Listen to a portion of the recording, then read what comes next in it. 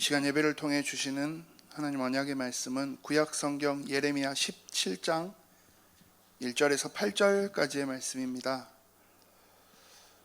구약 성경 예레미야 17장 1절에서 8절까지의 말씀, 제 성경으로는 구약 성경 1077페이지에 있습니다. 본문의 말씀을 제가 봉독합니다.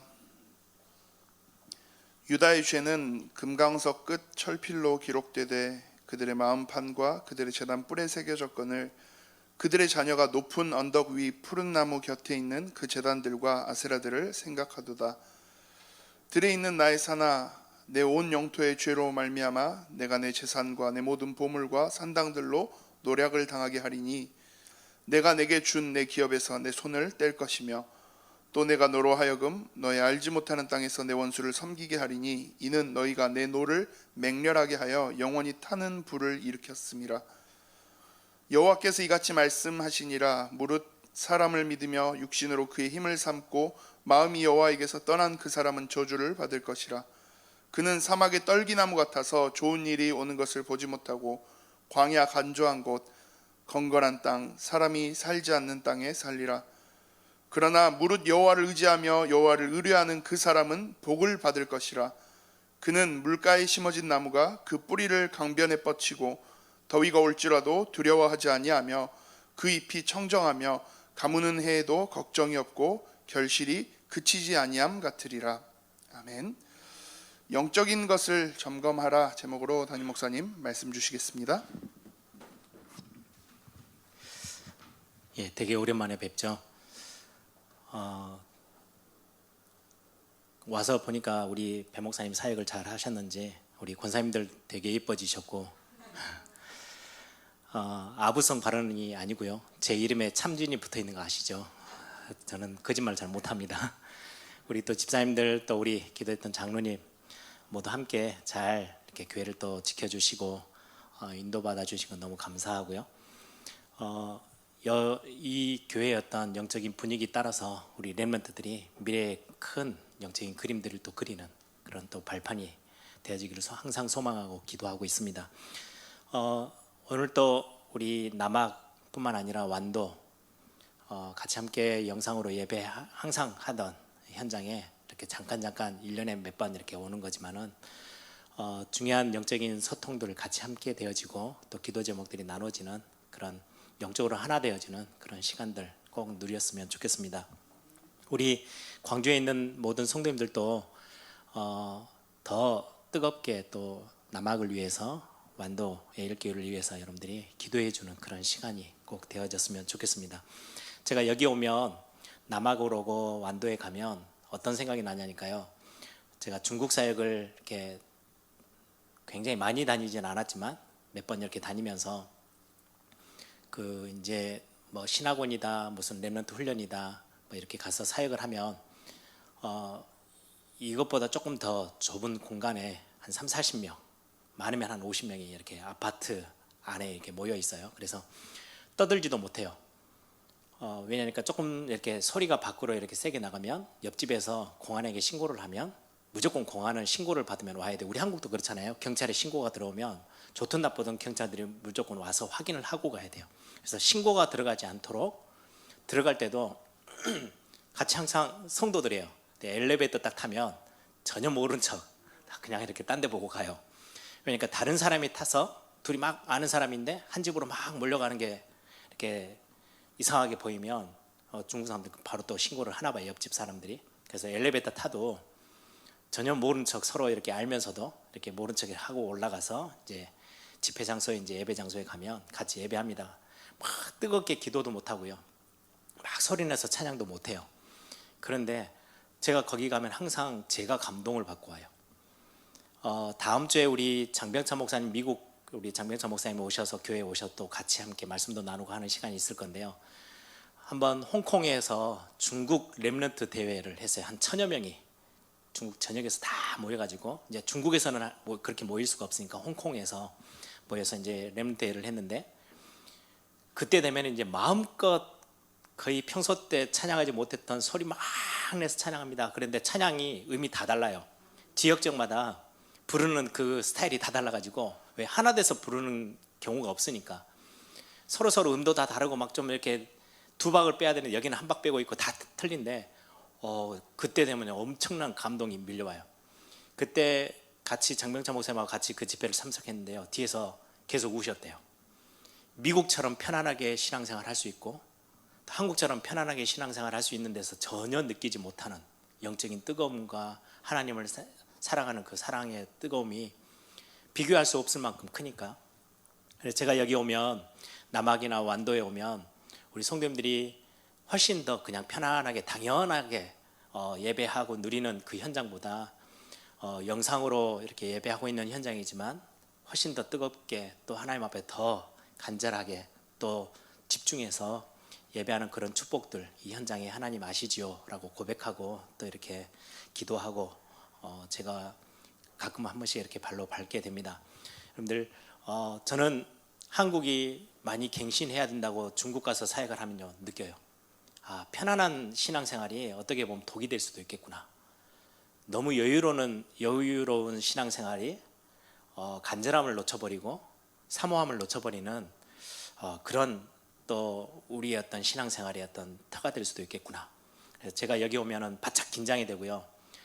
내가 여기서 이분들이 그 말씀 안 놓치려고 영상을 보면서 막 거기에 영상은 되게 공간에서 같이 함께 예배하는 것보다 훨씬 집중력을 이렇게 빼앗는 게 참 많기 때문에 이분들이 얼마나 애를 쓰고 이 교회를 지켜오고 있을까 뭐 이런 생각들이 절로 이렇게 나오게 됩니다. 그래서 여러분들의 그 고백들 또 여러분들의 중심들 우리 성도님들의 기도가 절대 땅에 떨어지지 않고 중요한 이 현장에 복음의 큰 발판이 되어지고 힘이 되어진 교회로 세워질 걸 믿습니다. 오늘 우리가 영적인 것을 점검하라 라는 말씀을 좀 같이 나눌 건데요. 우리에게는 문제도 오고 사건도 생기고 뭔가 생각지도 못했던 위기들이 찾아오기도 합니다. 그때 우리가 반드시 놓치지 말고 해야 될 부분이 영적인 것들을 점검하는 겁니다. 일이 생기니까 일을 해결하기 위해서 뛰는 거 당연히 해야죠. 그런데 그러다 보면 진짜 중요한 정작 우리가 반드시 놓치지 말고 해야 될 영적인 것들은 우리가 놓쳐버릴 때가 참 많이 있죠. 그래서 신앙생활은 지지난주 메시지를 절대 기억하세요. 하나님의 그 굉장히 중요한 우리에게 베푸신 긍휼하심과 은혜는 굉장히 큽니다.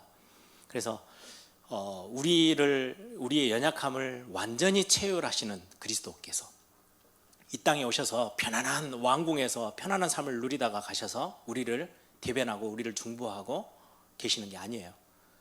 태어날 때부터 시작해서 모든 삶이 우리 인간이 겪을 수 있는 모든 어려움과 고난을 다 겪었어요.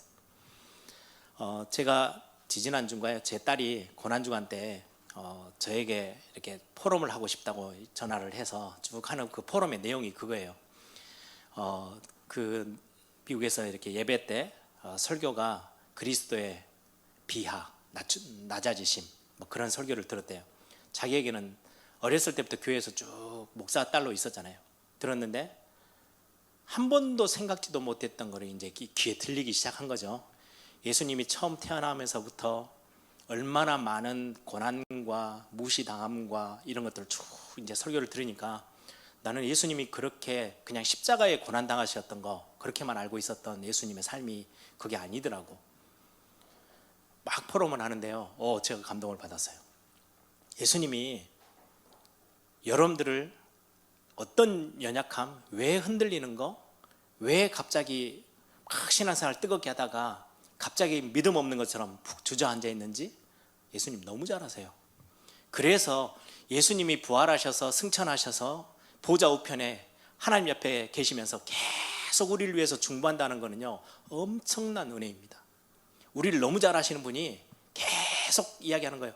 하나님은 예를 들면 사단은 욥을 보고도 아시죠. 이래서 저래서 저 사람이 왜 뭐 직분자인데 왜 이렇게 헤매는지 뭐 신앙생활 10년 했는데도 아직도 불신앙 가운데 있고 아무리 말을 해도요 예수님이 딱 가로막는 거예요.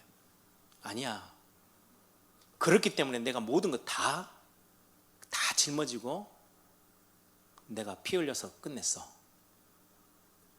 그는 하나님의 최고의 축복된 자고 존귀한 자고 하나님의 복을 받은 사람이야. 이게 하나님이 우리를 바라보면서 의인이고 너무 정교하고 사랑스러운 자로 보여지도록 예수님이 그 모든 역할을 다 하고 계세요.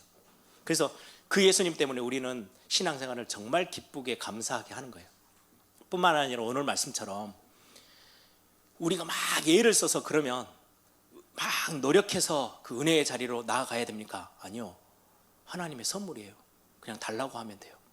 그 영적인 엄청난 비밀이거든요. 그래서 여러분들이 그런 은혜들을 가지고 신앙생활은 진짜 어렵지 않아요. 우리의 생각을 세상의 어떤 관점에서 완전히 깨트리셔야 돼요. 세상은 내가 뭔가를 열심히 해야 돼요. 열심히 해서 뭔가를 얻어내는 게 세상의 방법이면 하나님은 그 방법으로 우리에게 복음을 주시지 않으셨어요.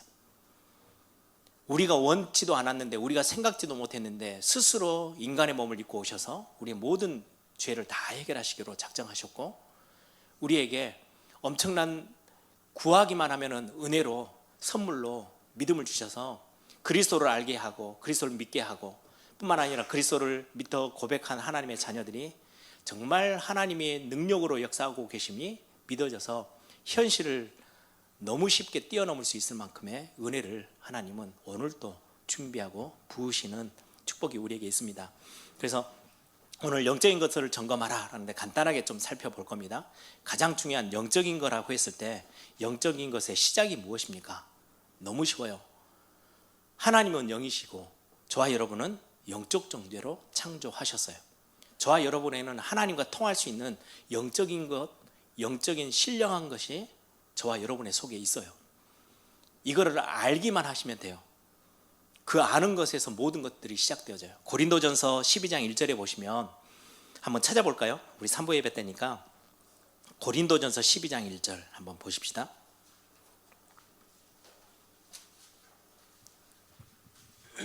바울이 고린도 교회에게 고린도 교회는 참 생각 외로 많은 문제들이 주변에 이렇게 현실 가운데 있었던 교회죠. 12장 1절 같이 한번 읽어보겠습니다. 형제들아, 신령한 것에 대하여 나는 너희가 알지 못하기를 원하지 아니하노니.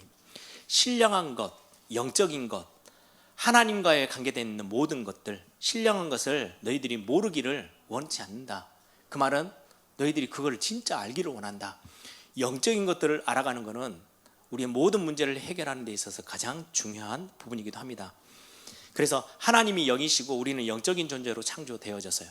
그 근본은 우리가 하나님과의 관계를 지금 설명하고 계세요.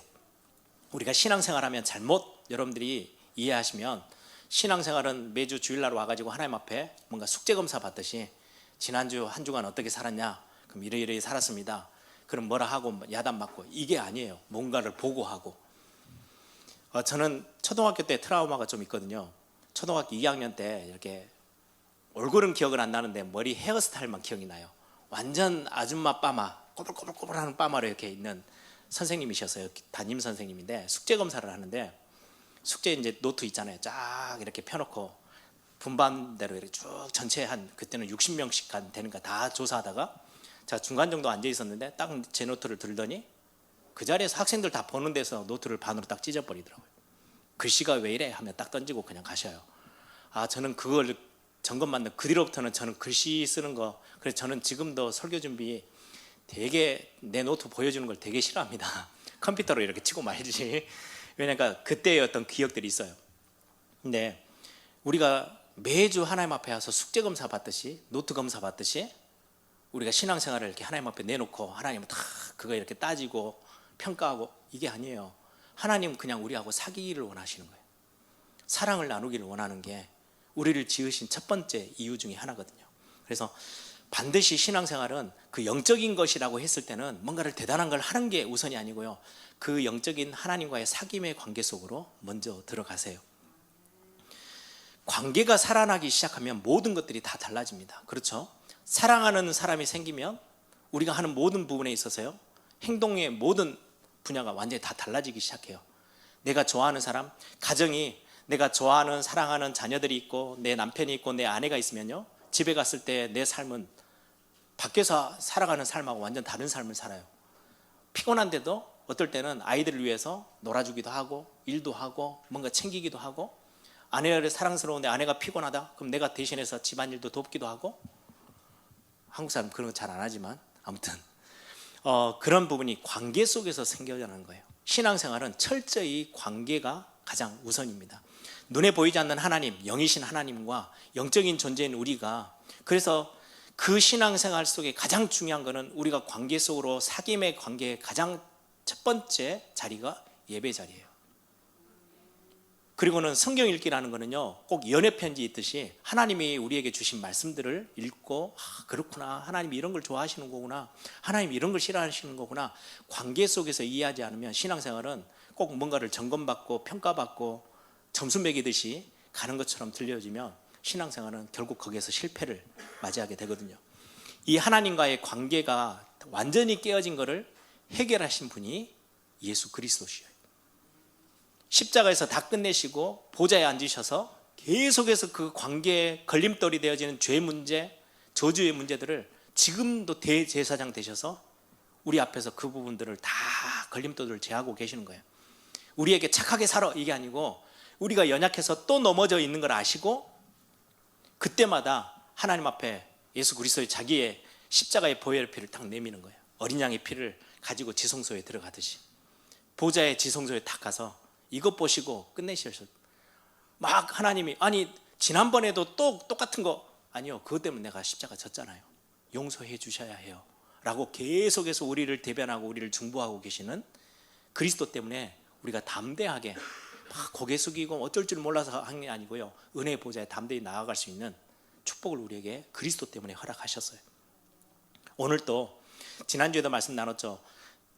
우리의 경건으로요? 아니요, 그건 거짓된 경건이에요. 진짜 경건은요, 그냥 그리스도를 붙잡는 게 참된 경건이에요. 오늘은 정말 믿음, 내 열심에서 나오는 게 아니에요. 그냥 하나님이 주신 선물이에요. 그냥 달라고 하면 돼요. 우린 자꾸 뭔가를 해야 된다고 착각하는데, 영적인 거를 시작하는 것부터가 우리가 방향이 틀려져 있으면 안 되죠. 하나님과의 관계, 그리스도 때문에 우리는 하나님과 깊은 사귐의 관계를 시작할 수 있어요. 그러면 영적인 것들을 점검하라 라고 하는데요, 어떤 부분들을 좀 점검하면 되겠습니까? 오늘 본문입니다. 저는 예레미야 17장을 보면서요, 특히 2절 되게 마음에 이렇게 좀 탁 부딪혀오는 것들이 좀 있었어요. 1절에 보면 유다의 죄, 유다는, 구약은 제가 지난 YBS 때도 말씀드렸는데요, 구약은 이스라엘 백성이라고 했을 때, 남유다 뭐 이렇게 했을 때는 구약의 교회를 이야기하고, 지금 우리 하나님의 백성들에게 굉장히 중요한 메시지가 되어지죠. 그 유다가 죄를 지었는데 그들이 결국 어떤 마음이 생겼냐니까요, 2절에 보니까 그들의 자녀가 높은 언덕 위 푸른 나무 곁에 있는 그 제단들과 아세라들을 생각하도다. 무슨 말이냐면, 우리가 하나님을 향한 관계 속에서 하나님을 향한 시선, 하나님께 집중하는 거 놓치면 결국은 우리 생각 속에, 마음 속에요, 세상 것, 다른 것들이 막 들어와요. 거기서부터 모든 영적인 것들을 빼앗기고 놓치게 되어져요. 사단은 그 틈을 절대 놓치지 않습니다. 그래서 우리가 문제가 오고 뭔가의 어려움이 찾아오고 사건이 생겼다, 우리가 뭔가를 해결해야 될 것 같다, 그럼 가장 먼저 영적인 것부터 체크를 하세요. 내가 지금 이스라엘 백성들, 유다 백성은 하나님의 백성 아닙니까? 그런데 그들이 높은 언덕 위에 올라가서요, 뭐하고 같이 통해버렸어요? 우상의 제단들, 아세라 목상, 그 우상들을 생각하며 살아가고 있어요. 하나님의 백성이. 우리가 하나님께 향하는 시선과 집중을 놓치면 세상 것들이 우리 생각에 자리 잡게 되어집니다. 그러면 사단은 그때부터는요, 본격적으로 우리의 영적인 것들을 다 빼앗아가기 시작해요. 영적인 사실, 영적인 일, 우리가 영적인 존재라는 거, 하나님을 알아가고 하나님과 사귀어가는 모든 그 관계들을 다 뒤로 우리 머릿속에서 희미하게 만들고요, 온통 세상 것들로 가득 생각이 채워지도록 사단은 자꾸자꾸 그 작업을 우리 앞에 해오는 거예요. 그러다 보면 생겨지는 게요, 영적인 감각이 완전히 뚝 떨어져요. 무감각이라고 그래요. 영적인 감각이 사라져요. 그러니까 영적인 건 감각이 사라지고 하나님의 자녀고, 우리는 하나님과 사귐이 있어야 되는 관계 속에 있어야 될 하나님의 자녀들인데, 뭔가 공간이, 비어있는 공간이 생기니까 자꾸 갈급해지는 거예요. 아이들을 키워보시는 분, 우리 그루터기 어린이집 원장님도 와 계시는데, 애들이 결핍이라 그러죠. 엄마 아빠에게 충분한 사랑을 받지 못하면 다른 걸로 대처를 해요. 뭔가 사랑을 대처할 만한 것들을 막 찾아요. 그 모습이 갈급해요. 간절함이 아니고요, 갈급하는 건 좀 부정적인 거예요. 갈급하고 굉장히 결핍된 거, 영적인 부분에 대한 지식이 부족하고, 그러다 보니까 그냥 단순하게 다가오는 감정의 노예처럼 막 감정에 휘둘리게 되어져요. 우리는 감정을 가지고요, 어떨 때는 다 굉장히 분위기 잡고 하나님 앞에 다 뭔가 그거를 하나님 앞에 감사로 돌리기도 하고 찬양도 하고, 좀 뭔가 이렇게 묵직한 것 되면요, 분위기 잡고 하나님 앞에 다 뭔가 고백도 하고, 기쁠 때는 날뛰기도 하고, 이 감정을 가지고 하나님과 함께 예배하는데 마음껏 쓰도록 하나님 우리에게 감정을 주셨는데, 이게 창세기 1장 28절 정복하지 못하고요, 끌려다니기 시작해요. 감정이 휘둘려요. 문제 오면 반드시 그렇게 되죠. 이거는 영적인 것들을 점검하지 못하면 반드시 우리가 빼앗기게 되는 부분입니다. 그렇게 됐을 때 오는 열매들이 5절 6절입니다. 여호와께서 이와 같이 말씀하시느니라. 무릇 사람을 믿으며 육신으로 그의 힘을 삼고 마음이 여호와에게서 떠난 그 사람은 저주를 받을 것이라. 그는 사막의 떨기나무 같아서 좋은 일이 오는 것을 보지도 못하고 광야 간조한 곳 건건한 땅 사람이 살지 않은 땅에 살게 될 거다. 굉장히 어려움을 당하면서 유다 백성들인데 지금 하나님을 집중하지 못하고 하나님께 시선을 돌리지 못하는 것 때문에 생각을 다 우상 세상 것에 빼앗기는 때에 오는 모습이 불신자들이 당하는 어려움처럼 똑같은 어려움을 지금 당하고 있는 것들을 성경은 말씀하고 있어요. 이때 오는 영적인 감각이 뚝 떨어지면, 무감각이 생기면 우리의 마음 상태가 뭐하고 연결이 되냐니까요. 성경의 단어들을 써요. 완고함, 황폐함, 강팍함, 이런 단어들은 성경에서 우리에게 주고 있는 단어들이거든요. 이거는 우리가 실생활 속으로 좀 돌아가면요, 딱딱하게 굳어 있는 걸 말해요. 되게 경직돼 있어요.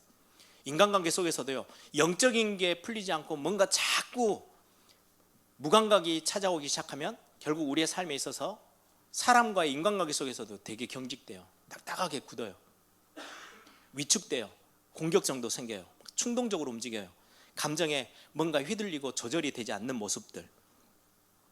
그래서 이거는 결국 인간은 영적으로만 사는 게 아니잖아요. 육신적이고. 그래서 교회가 또 부모가 가정에서 중요한 지도자들이 우리 성도님들과 연결되어졌을 때 하는 게 굉장히 중요합니다. 어린 아이들이, 저는 렘넌트 사역자잖아요. 제가 중요한 아버지 하나님에 대한 어떤 메시지를 예전에 영성 훈련할 때 딱 하면요, 거의 95% 이상 튕겨 나와요. 메시지를 아무리 하는데 저는 막 흥분해서 하는데요, 앉아서 듣는 아이들은요 맹송맹송해요. 안 듣는 게 아니고요, 마음에서 마음밭에서 그냥 튕겨 나와요. 왜냐하니까 자기가 경험한 아버지는 성경에서 말하는 그런 아버지를 단 한 번도 경험하지 못한 거예요. 얼마나 사단이 가정들을 다 뒤집어 놨는지. 그래서 뭔가의 부모를 통해서 수용받고 공감받았던 아이들은요, 성경 메시지를 그냥 듣는데도 하나님이 우리를 사랑하신단다 그 말은요 반응해요. 그게 영적으로 토양을 얼마나 깨끗하게 만드는지 몰라요. 그러면 가정이 안 된다? 교회가 저는 그 역할을 해야 된다고 생각해요. 그래서 저는 교회에서 될 수 있는 대로 뭔가 성도들이 교회에 와가지고 막 주눅 들고 뭔가 메시지에 막 뭔가 이렇게 힘들어하고 고개 숙여야 되고 이런 메시지 저는 별로 하기 싫어해요. 필요한 메시지이긴 하지만 성도님들이 충분히 어려운 가운데 위기 가운데 오는 것들을 알기 때문에 저도 뭐 그래도 역시 똑같으니까 교회가 얼마만큼 공감하고 얼마만큼 수용해 주느냐가 성도님들이 거기에서 진짜 하나님의 사랑을 맛볼 수 있는 배경이 되어지는 거. 상처라는 거는 그런 어떤 배경이 없어서 오는 거거든요. 교사가 그 역할을 해줄 수 있다. 그래서 저는 제 와이프하고도 제일 자녀들을 키우면서 예전에는 제 자녀들에게 똑바로 가르쳐야지, 목사 아들이고 그리고 사회생활 하려면 바르게 가야지 해서요 되게 좀 막 뭐라 하고 했던 기억이 있다가 어느 순간에 제 생각을 다 바꿨어요. 아니야, 하나님이 나를 다 받아주셨는데, 하나님이 나를 다 수용해 주셨는데, 용납해 주셨는데, 어느 날 제가 태도를 좀 바꾸고 자녀들을 향해서 공감하고 수용하려고요 자리를 좀 생각을 좀 바꾸기 시작했어요. 그리고는 와이프하고 그런 많은 포럼을 해요. 뭔가 막 와이프 막 힘들어할 때 그냥 버티자, 그냥 받아주자. 그리고 나면 달라지겠지. 또 버티고 또 버티고. 그 뒤로부터는 제가 자녀들하고 대화하는 게 훨씬 쉬워졌어요. 그 말은 아이들이 저를 대하는 게 조금은 옛날하고 다른 벽이 없는 관계로 이렇게 조금 더 다가오는 것들. 사람이 인간이 그런데 우리가 하나님과의 관계를 생각하면서요, 교회가 해줘야 될 역할, 부모가 해줘야 될 역할은 굉장히 중요한 부분이겠죠. 그렇게 영적인 것들이 왜 자꾸 생각을 뺏기게 만드는지 이 부분들을 점검하면서 영적인 감각을 이제는 살려내야 돼요. 그래서 영적인 감각을 살려내는 굉장히 중요한 방법이 여러분들이 선택하는 거예요. 하나님 우리에게 선택할 수 있는 힘을 주셨어요. 뭘 선택하느냐? 나는 오늘 이번 한 주 하나님께 집중할 거다라고 선택하는 거예요. 나는 오늘 하나님을 알아가는 것에 더 내 중심을, 무게중심을 둘 거다. 내가 오늘 예배하는 것에 내 모든 것을 그냥 중심으로 나아갈 거다. 내가 진짜 간절함 사모함으로 내가 예배 자리에 가야지. 이걸 선택하고 가면 그때부터 내 감각이요, 영적인 감각들이 살아나기 시작해요. 하나님께 묵상하는 거, 하나님의 말씀을 읽는 거. 그래서 여러분들 성경 읽는 거나 예배 참석하시는 거나 훈련에 가는 거는 여러분들이 선택하고 연결돼요. 이거는 하나님이 이거 해야 돼, 안 하면 벌 받아, 이런 수준의 우리를 주신 게 아니에요. 여러분들의 선택에 충분히 맡겨주셨어요. 우리의 마음, 그래 나 할 수 있어, 내 마음 이거 세상에 빼앗기지 않을 거야. 이번 주는 내가 이렇게 기도라는 틀 속에서 하나님을 더 바라보는 걸로 내가 나아가야지. 여러분들 다니엘이 뜻을 정하듯이 여러분들의 선택과 여러분들의 마음들을 결정할 수 있어요. 그래서 여러분들 그게 그 결정했다고 믿음이 들어오는 게 아니에요. 그 결정 때문에 하나님이 여러분들에게요, 그 믿음을 선물해 주시는 거예요. 그래서 하나님 알아가기를 결정하십시오. 오늘 이번 한 주 이런 많은 문제 앞에서 나는 더 영적인 것들을 더 끌어내서 내가 하나님 앞에서 축복을 놓치지 않아야 되겠다. 영적인 감각을 놓치지 않아야 되겠다라고 여러분들이 결단하는 게 굉장히 중요합니다. 그래서 예배의 모든 부분의 하나하나에 여러분들이 의미를 좀 담으시고요. 그리고는 간절함이라는 것은 그 파수꾼이 성경에 아침을 기다리는 그런 간절함, 그리고는 사랑하는 사람을 바라보며 기다리는 그 사모함, 이런 감정으로 하나님의 은혜를 사모하는 그 자리로 나아가면 됩니다. 저는 우리의 어떤 신앙생활에 있어서 굉장히 중요한 치유는, 우리는 많은 상처 속에, 많은 무너짐 속에 있잖아요. 그거를 회복시키는 것은 뭔가의 대상이에요. 부모에게 상처받은 거, 부모가 아닌 다른 사람이라도 누군가가 그거를 채워주면은요, 치유되어져요. 그래서 상담받으러 가는 사람들이 그래요. 상담받으러 가잖아요. 자기는 어렸을 때부터 부모에게 상처, 막 형제에게 상처, 사람에게 상처 엄청 받았는데, 상담하러 갔더니 그 상담해 주는 분이 그냥 다 들어주고 받아주고 공감해주고 이렇게 하면요, 조금씩 치유되기 시작해요. 그래서 우리 교사들이나 교회 중요한 사역자들의 역할이 굉장히 중요하죠. 그런데 그걸 넘어서서 하나님이 우리를, 그리스도께서 우리를 공감해 주시는 거예요. 저는 어느 날 저도 많은 상처 속에 자랐어요. 아버지가 목회자죠. 교회에서 예를 들면 그런 어떤 많은 것들, 목사님들이 예화를 들면은 자녀들 예화를 드는 것 방법 말고는요, 제가 이 아이들 거를 다 갖고 와서 하면요, 좋은 건 모르겠는데 좋은 것도 상처가 될 수도 있어요. 결국은 그러다 보니까 자녀들 예화를 들어요. 그러면 예화가 끝나면 되는데 꼭 성도님들이 와서요, 확인을 해요.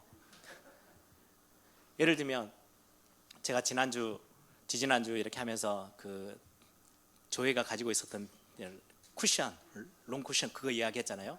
미국에서 제 설교를 듣고 성도님이 와가지고 진짜 그거 있어서? 그게 이제 PK들이 받는 엄청난 다른 트라우마예요. 제 와이프가 항상 이야기를 해요.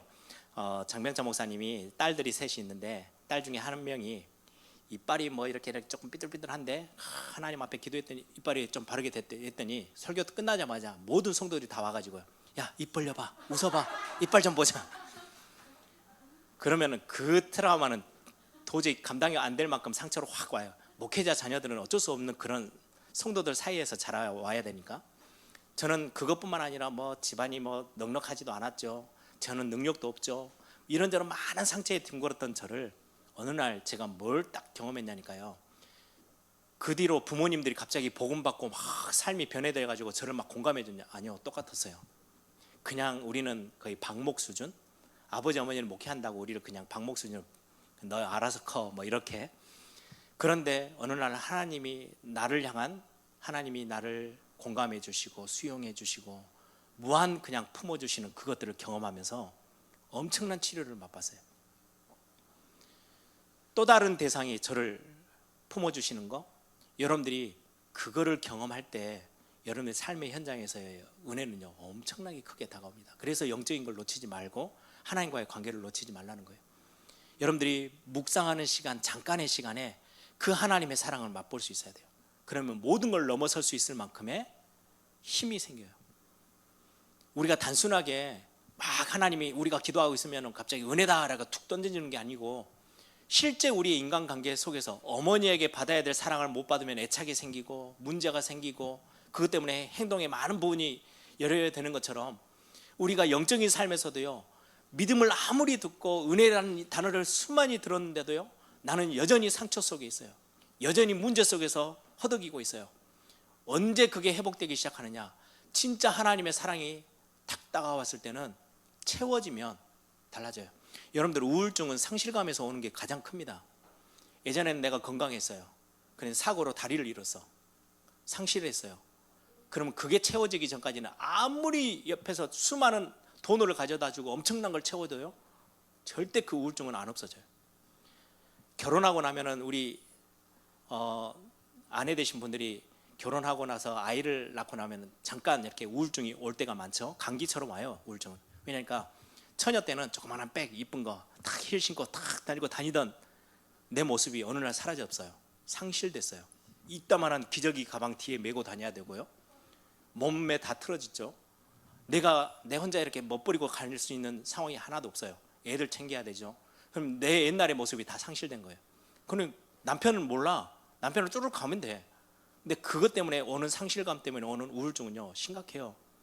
언제 그게 감기였다가 그냥 이렇게 싹 사라져 버리냐, 없어지느냐? 채워지면 돼요.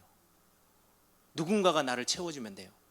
그래서 진짜 하나님의 은혜로 내가 뭔가가 탁 덧입어지기 시작하면 우리가 정말 헤매던 많은 삶에서 완전히 회복되어지기 시작해요. 그래서 여러분들이 주일날 와서 예배하며 은혜를 체험하는 것은 너무너무 소중해요.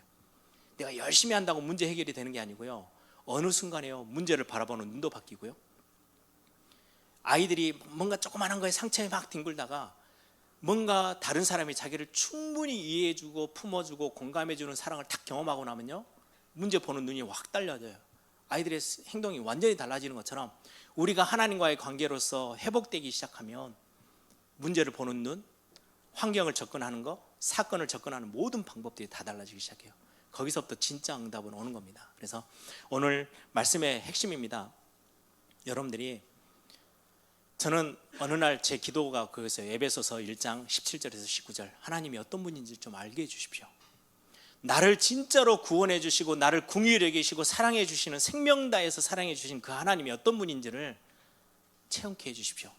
근데 그 하나님 때문에요, 제가 공감받고, 제가 하나님 안에서 인정받고, 하나님 안에서 내가 사랑받고 존중받고, 하나님의 그 따뜻한 거, 찬사, 하나님이 나를 지지하는 것들을 경험하면서 이전하고 다른 삶을 제가 살기 시작했어요.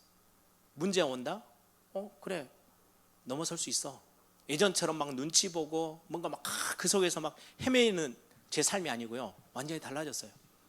하나님의 그 조그만한 사랑이 저에게 얼마나 크게 다가오는지. 여러분, 이게 하나님과의 관계 속에서 조금만 여러분들이 예배 가운데서 말씀을 읽다가 여러분들 영적인 삶에서 그게 회복되면 모든 사건, 사고, 현장의 문제, 위기 속에서 여러분들이 일어설 수 있는, 세상 사람들이 알 수 없는 힘이 생겨나요. 그걸 보고 우리는 그냥 은혜라고 말씀을 하는 겁니다. 말씀을 정리하겠습니다. 에베소서 1장 17절 19절처럼 하나님을 알게 해주십시오. 그 부르심의 소망이 얼마나 큰지, 그리고 그 그리스도의 능력이 얼마나 대단한지, 그 하나님이 우리에게 주신 축복의 그 풍성함이 얼마나 큰지를 알게 해주십시오. 저는 그 기도에 실제로 응답받았어요. 그게 조금씩 말씀 들으면서 알게 되기 시작하는데요. 야, 내가 하나님의 그 따뜻한 품 안에 있는 사람이었구나. 하나님이 나를 무한 지지하시고 무한 수용해 주시고 정말 나를 높이 이렇게 존중해 주시는 하나님이시구나라는 걸 경험하면서요. 제 삶의 모든 태도들이 진짜 많이 바뀌었어요. 그래서 저는 교회에서도 설교하면서 제 포인트가 거의 대부분 그거예요. 하나님이 어떤 분인지를 좀 알라고. 그래서 저는 제가 경험했던, 내가 체험했던 하나님을 말씀을 통해서 간증할 때도 있고요. 그때 되면은 우리의 삶이, 실제 신앙생활의 삶이 달라지기 시작해요. 그래서 우리 남학 예일교회에 있는 우리 귀중한 성도님들로부터 시작해서 우리 광주 또 완도에 있는 또 영상으로 함께 예배하고 있는 모든 분들이 가장 중요한 하나님과의 관계로부터 회복하고 그 하나님의 은혜를 더 깊이 좀 체험하고 하나님이 우리를 얼마만큼 사랑하셨는지, 우리가 인간에게도 무시당하고 업신여겨지고 버림당하면 엄청난 상처에 뒹구는 거잖아요. 우리 원래 상태가 그랬는데 하나님이 우리를 먼저 찾아오셔서 우리를 충분히 품어주셨어요. 그거 경험하는 게 신앙생활이 어떻게 보면 답니다. 그러고 나면은 달라지기 시작합니다. 보는 눈도 달라지고 생각도 달라지고.